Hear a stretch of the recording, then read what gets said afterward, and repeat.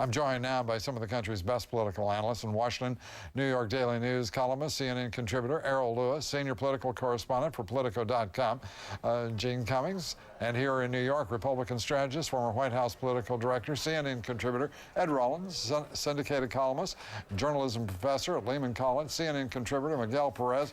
You guys are going to have to back off your schedules. This is a lot of stuff. And Democratic strategist, CNN contributor Hank Schlenkoff, and New York bureau chief, Washington Post, Keith Richburg. Well, let me start with you, Gene. What did you think of the speech? Well, I thought it was amazing in that he did not pull a single punch in this speech. He laid out how grim the situation is. I think in that regard, he was trying to deal with expectations. And he also made it clear that he can't fix it alone, that Americans have got to step up. And I went through the speech and picked up the words that he used to describe the generations just before us and what he believes is required of the generation today. Here are the last couple of decades. Childish things, narrow interests, standing pat, expedience, petty grievances, false promises.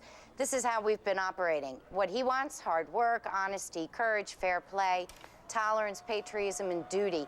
You know, I thought it was tough love. I thought it was, you know, he had another line in there that says, greatness is not given, it is earned. And I thought he really was a speech all about today and the kind of change he wants, which is tough. You liked it? I thought it was different. Liked it or not, I mean, he's done so many different you're kinds tough, of Gene. speeches. You're tough. Come on, give the man a little love here. Well, it was different. I mean, the guy has done soaring rhetoric, and he's done, you know, the kind of standard, I want this program and that program. This was something altogether different, I thought. I thought it was a great speech. I thought he was very confident. I thought he delivered extremely well. It's very difficult to stand in front of 1.5 million people and who are live and billions around the world, and he projected an image that he could be president, and that was very important to me. Errol Lewis?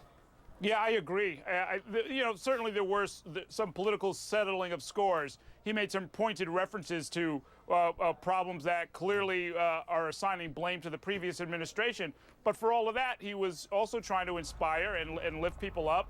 And the reaction from the crowd here was electrifying. You know, you couldn't fail to be moved by the fact that he really connected with millions of people in that speech. What do you think, Keith? Good luck on blaming Bush very long? Yes. Bush has, but 22% approval rating. I mean, half of those people out there on the mall just wanted to see the backside of Bush. So yeah, he's got a lot of breathing room to go. You know, and just for me, I mean, two things. One thing struck me in the speech. He seemed to be saying that the debates we've been having over the last decade or two should be over. And he mentioned two. It's not a debate, he said, between security and sacrificing our ideals. Secondly, he said it's not a debate between small government versus big government. He said it's what we should be looking for is good government. Government that works. Government that works. And that, you know, what he said, it makes sense. It makes sense. What do you think, Hank? This was an American speech. It had religious tones to it. It talked about the ethics of this nation, what we stand for and who we are, which had a lot to do with the fact that he was standing there today as the first African-American in history to be elected to that extraordinary office. He asked us to come together, not easy considering the way we've behaved politically over the last couple of decades, at each other's throat on a constant basis. He reduced expectations, but mostly this was about, it was calling to the best of what America is supposed to be. The question is, will the Congress in fact do that? That's a different issue. Yeah. Kennedy's theme of ask not what America what you expect from the country. Obama was all about responsibility. It was all that same theme all over again. We're all in this together. It's not about just me. It's about all of us. But Lou, for me personally, I look at this as an immigrant. And this is not just about the speech for me. It's about this event, this transition, this democratic transition of power, which doesn't happen everywhere in the world. It doesn't happen in many places in the world. And I come from a country that hasn't seen this transition in more than 50 years. I'm a Cuban American. So for me, this is a very emotional thing to see. And it makes me very proud to be an American and very grateful to be here.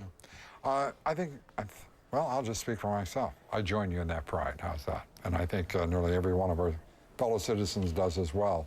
As we look at what happened today, that call for responsibility, I wonder how long it's going to take for folks in both political parties and both spectrums of ideology in this country for it to dawn on them that responsibility is all-encompassing and carries with it equal weight and burdens and sacrifice for every one of us, because that's precisely its import and its impact, isn't it?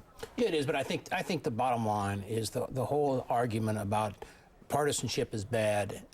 I think there's going to be some very serious movement on a lot of different fronts. And I think that in order to have two parties, we need to basically have two series of ideas. So I think Republicans have to get in this game and argue their points of view. If they can't, keep their mouth shut. Yeah, I couldn't agree with you more as an independent populist, because the Republican Party, and has basically, in my judgment at least, been bereft of ideas for some time. And the so-called conservatives betrayed every principle that they at least espoused, at least their leadership. I don't mean the 50-some-odd million people who say they are conservatives. Blue, and the way the Obama people have been reaching out to conservatives, to Republicans, to even talk radio folks. I mean, I think that's very impressive. I think all Americans should be grateful to see what is happening. I agree. We're going to be back with our panel in just one moment. We'll have much more on the inauguration in the first hours of the Obama administration. We'll take this short break. Here's Aretha Franklin. I never thought I'd get to say this. Here's Aretha Franklin singing My Country 'Tis of Thee. We'll be right back.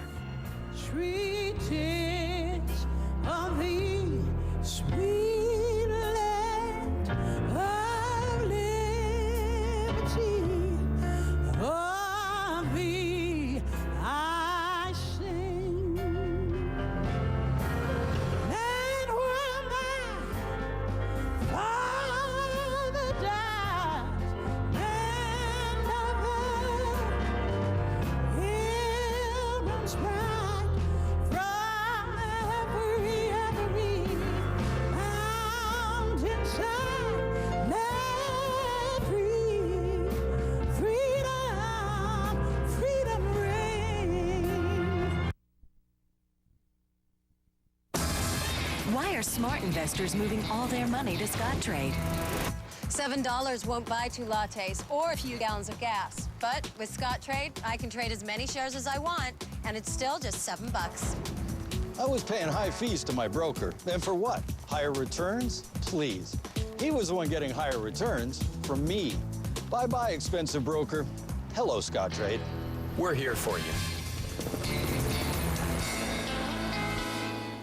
In this economy, we just can't afford a vacation.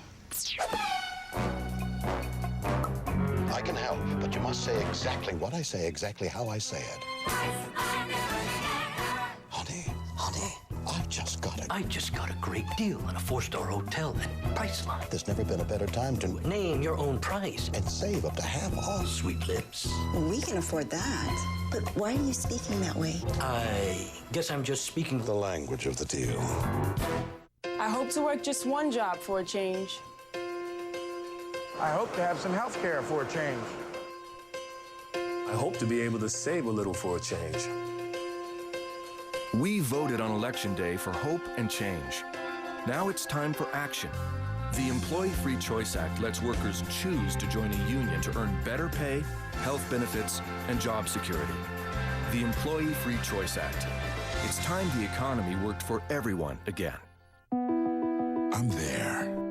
The world changing right before my eyes. Not just witnessing the impossible, but living it. Watching it all fall apart one day, then pull itself together the next. Crying, laughing, wondering, believing. Hopeful and always grateful to know I'm not alone.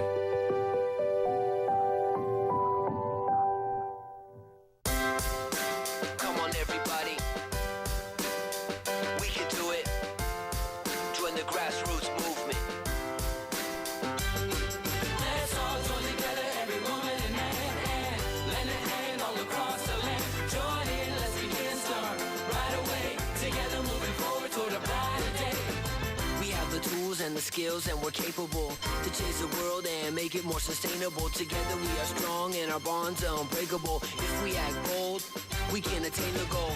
Let's have the courage so we can be a service. Planting seeds when they flourish, everybody will be nourished. Together we are better, nothing to it but to do it. It's a grassroots movement. Let's all join together.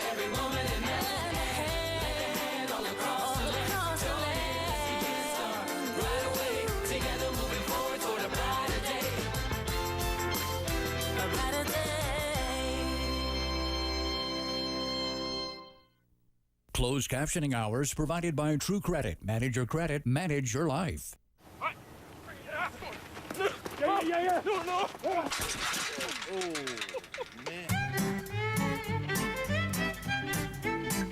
One person can make a difference. Today, that person is you. Go to cnn.com/impact to learn how you can help. Impact your world today at cnn.com/impact. Well, we're back with our panel, and I want to turn to you, Errol Lewis. Reverend Joseph Lowry gave the benediction at today's inauguration, brought in as a result of some controversy over Pastor Rick Warren. He closed with with some controversial words. Listen up. We ask you to help us work for that day when black will not be asked to get back, when brown can stick around, when yellow will be mellow, when the red man can get ahead, man, and when white will embrace what is right. Let all those who do justice and love mercy say amen. Well, amen. What do you think, Errol? Him sort of weaving into his prayer what I remember as sort of a schoolyard ditty is something that, frankly, I thought of it as a kind of a folksy way of trying to put this momentous occasion back in some kind of a framework that people can really get their hands around. You know, we've been hearing... You think we needed that to get our hands around what was an amazing day with so many highs? Listen, I don't know about what was needed, but I'm certainly not going to... I'm trying to get it back to where we can all keep our hands around it. You know what I mean? Well, I'm not going to go and rewrite the guy's prayer for him. You know what I mean? And neither would I do it for Rick Warren. I mean, this is what you get. You know. And it shows, among other things, that it's still a somewhat untidy conversation about race in this country. Well, it's only untidy when people get untidy. I know it would be tidier if he kept his mouth shut, but that's not. There now, that's where I was. With a day of so many highs to introduce that, and here's a man who's an icon of the civil rights movement. He just needed his amen about a paragraph early. Yeah, exactly. Your thoughts, well, hey, Lou. In contrast, I thought that Rick. In contrast, I thought Rick Warren did a great job, and there was so much controversy and pressure around him because of the controversy over his opposition to gay marriage. And I thought that he gave an inclusive benediction. I thought that he was emotional and sincere. And so, you know, for all the sort of expectations or criticism of him, I think he easily crossed the bar in opening up the events with a very sincere and meaningful prayer. Religion is a staple of American life. It is part of our politics without question. On our money it says, "In God we trust." We say, "God bless America."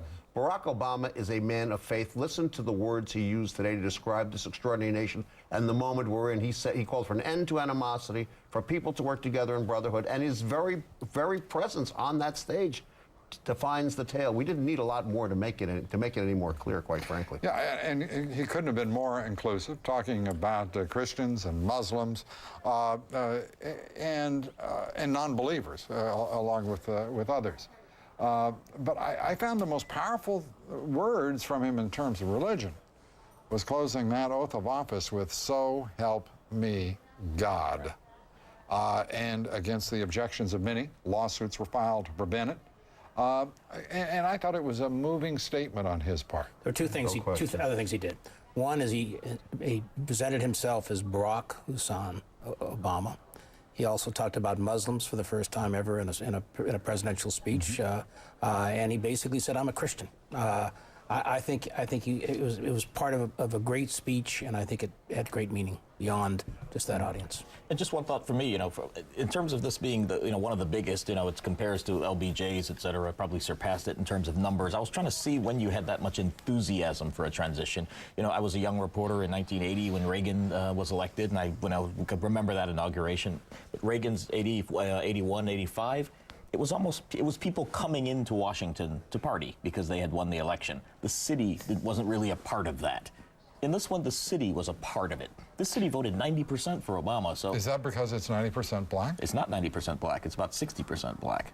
Really? Yeah, absolutely. And in fact, the black population has decreased over the years. The good news is they came into Reagan National Airport to celebrate. Oh, absolutely, yeah. Which but we weren't one of the few celebrations of an inauguration where the city felt a big part of this. It was their party, too. But think about what we're saying here, that you're saying that it's more important because the city was able to celebrate. I get quite the different reaction. I got the feeling that the whole nation is celebrating. And I think there is so much focus on color here and race, and I think that's a good thing up to a point. But I think that point has just about been reached, and it's now time for the country to get behind this president.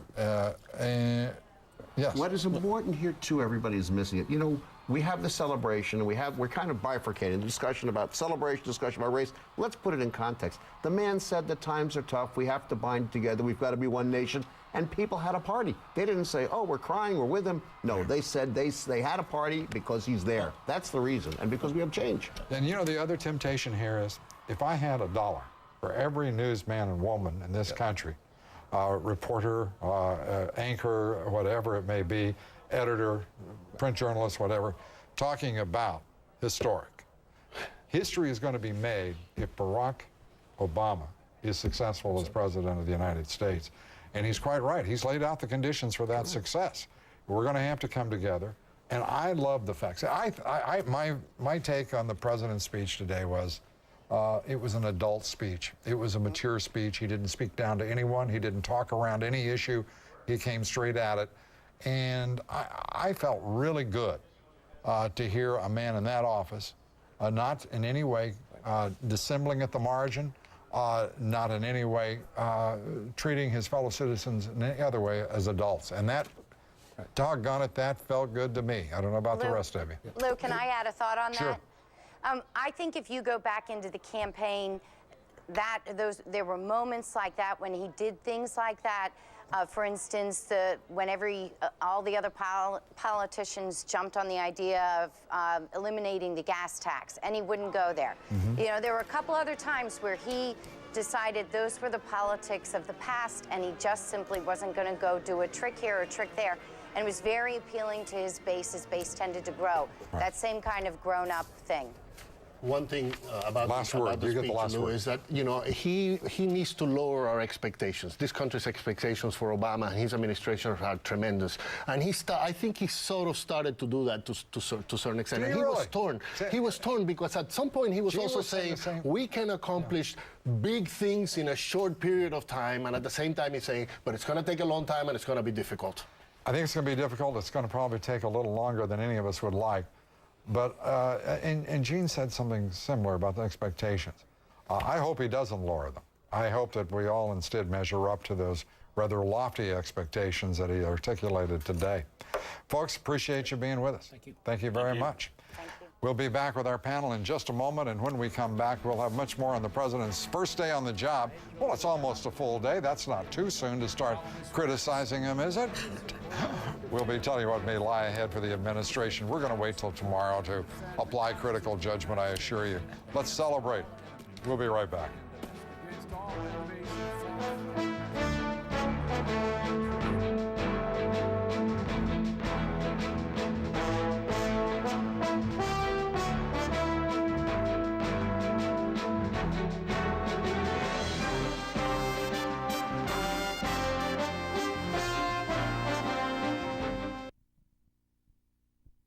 Well, it might surprise a lot of people that ExxonMobil would be interested in lithium-ion battery technology applied to hybrid electric vehicles. Our new battery separator film is a true breakthrough that's going to enable the deployment of more hybrid vehicles faster.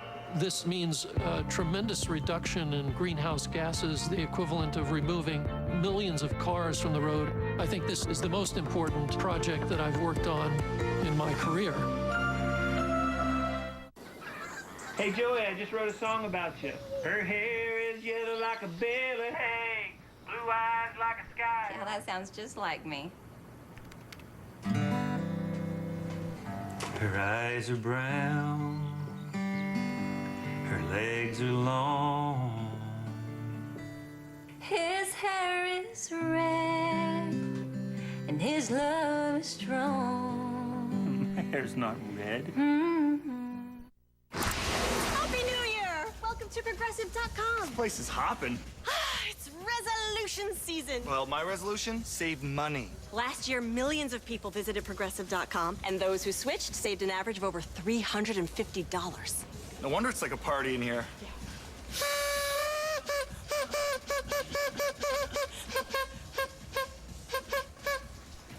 I wrote that. Starting the new year with savings. Now that's Progressive. Call or click today.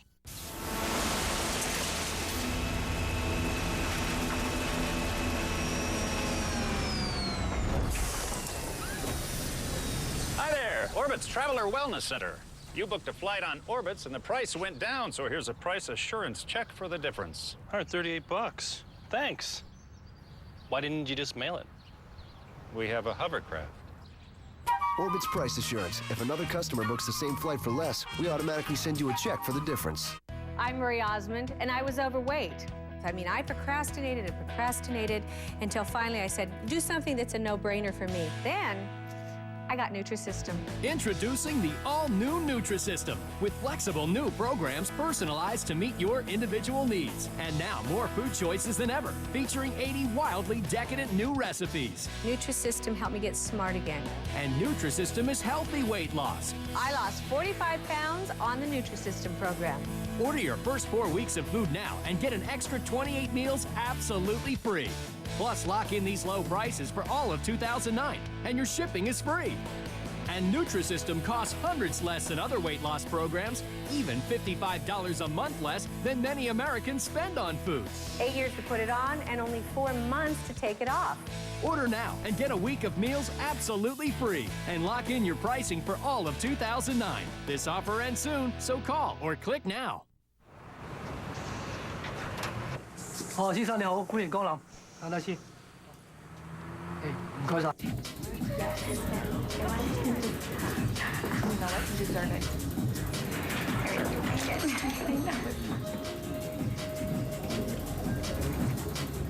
Brandon.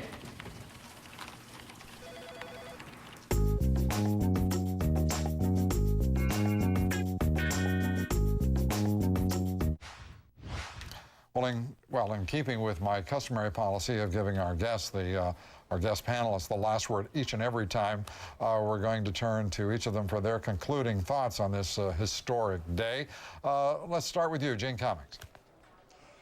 Well, I think it was truly an amazing day. I mean, just the crowd and the speech, and it was history today, and it felt like history, it lived up to its moment.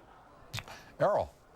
And it's one of many moments. You know, it's similar to the victory in Des Moines, similar to the speech in Berlin, the race speech in Philadelphia, the victory speech in Grant Park in Chicago. I mean, you know, you get one blockbuster after another. The speech at the Denver convention.